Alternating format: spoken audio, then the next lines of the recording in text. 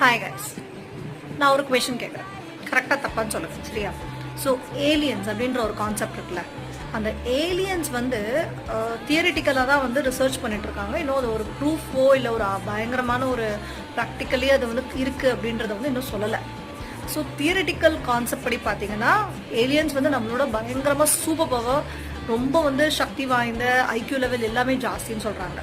If suppose அந்த theory ட்ரூவாக இருந்துச்சு அப்படின்னா, இப்போ நம்ம ஐக்யூ லெவல், நம்ம அறிவுக்கு பார்த்தீங்கன்னா நம்ம மார்ஸ் போகிறோம், அப்புறமா மூணில் போய் லேண்ட் ஆகிறோம், அங்கே போய் வாழ்கிறதுக்கு பார்த்துக்கிட்டு இருக்கோம். அந்த அதர் கண்ட்ரீஸ் எல்லா வேர்ல்டையும் வந்து நம்ம வந்து கான்கவர் பண்ணி நம்ம இருக்கோம். ஸோ நம்மளோட அறிவு ஜாஸ்தினா அந்த நேரம் அவங்க நம்மளை வந்து ஆக்கிரமிச்சிருக்கணும் தானே, நம்மளை கான்கவர் பண்ணியிருக்கணும்ல. ஏன் பண்ணல? அப்போனா ஏலியன்ஸ் நம்மளோட அறிவில் கம்மியா? அதுவும் ஒரு மற்ற ஸ்பீஷீஸ் மாதிரி தானா?